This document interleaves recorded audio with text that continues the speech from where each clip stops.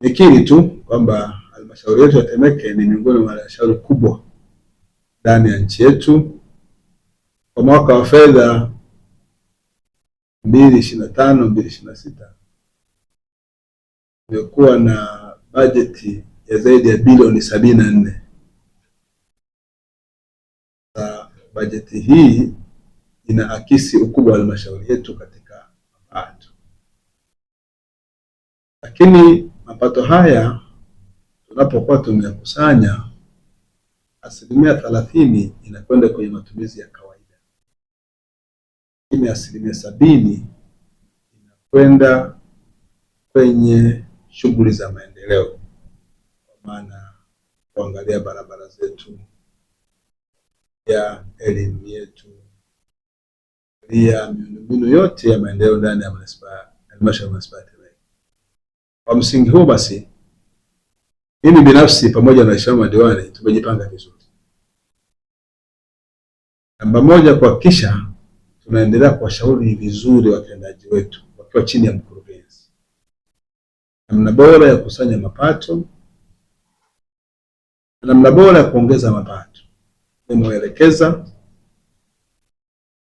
kwamba hata ikibidi sisi tuko tayari tunga bylaw, sheria ndogo ndogo, ili ziwasaidie watendaji wetu kuongeza mapato kwa vyanzo vipya ambavyo wanavibaini ndani ya maeneo yetu ya halmashauri ya manispaa. Lakini madiwani wote na mimi mwenyewe kutumia uzoefu wetu kisha tunawasaidia, lakini tunatoa elimu nzuri ya mlipa kodi ili tuweze kuongeza mapato na tuweze kutekeleza miradi ya maendeleo. Lakini ndugu wanahabari, jambo la pekee hapa kwenye ukusanyaji mapato, ilani ya Chama cha Mapinduzi chini ya mwenyekiti wetu wa chama taifa Dr. Samia Suluhu Hassan, sambamba na kukusanya mapato, ametuelekeza jambo la pekee ambalo tunakuja nalo kama Watanzania, lakini kama chama, kwamba tunatakiwa kukusanya mapato, lakini tuhakikishe hawa walipa mapato wanalipa huku wanafurahi. Kwa ni jambo jingine ambalo tuko nalo kwenye ilani yetu, kwamba watu watakwenda kulipa kodi hali ya kuwa wanafurahi. Hatupendi watu walipe kodi hali ya kuwa wamekunja nyuso zao. Maana yake ni kwamba tunahitaji tutoze kodi rafiki, tutoe elimu ya mlipa kodi. Sasa tukiacha hayo, sasa madiwani baada ya kuapishwa na mimi baada ya kuchaguliwa kama mstahiki meya wa halmashauri ya manispaa ya Temeke, kitu cha kwanza kabisa ambacho nimeelekeza watendaji wetu ndani ya halmashauri yetu ni utekelezaji wa ahadi za Mheshimiwa Rais ndani ya siku 100. Nadhani mnakumbuka Mheshimiwa Rais aliapishwa tarehe 3 mwezi wa 11 2025. Hivi ninavyoongea na nyinyi zishatumika siku 51. Kwa maana kwenye ahadi za siku 100 tumebaki na siku 49.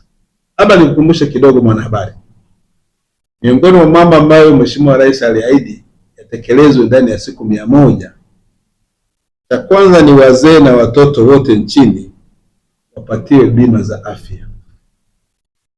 Jambo hili nimeelekeza mkurugenzi, lakini pamoja na wasaidizi wake na hasa ofisi ya DMO fuatilie ngazi ya wizara, na mimi na waheshimiwa madiwani tutafuatilia kwa karibu kuhakikisha kwamba ahadi hii ya Mheshimiwa Rais inatimia ndani ya mipaka ya Temeke ambayo mimi naiongoza kabla ya siku 100.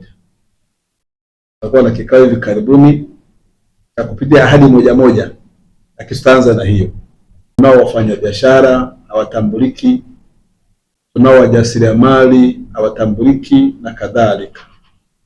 Kwa hiyo tumeelekezana kupitia ofisi ya mwanasheria na mkurugenzi kwamba sasa utaratibu wa kuanza kuwarasimisha ili tuwafahamu, lakini tuweze kuwahudumia kupitia mfumo ulio rasmi ili natekelezwe haraka, kwa sababu ni sehemu ya ahadi za Mheshimiwa Rais.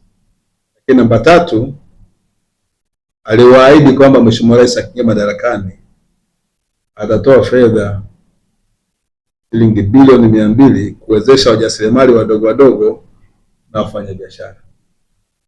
Chazungumza tayari kwamba sisi tutafuatilia kipande cha Temeke ili kishuke hapa, hawa wajasiriamali waweze kunufaika ndani ya siku 100 alizoahidi Mheshimiwa Rais.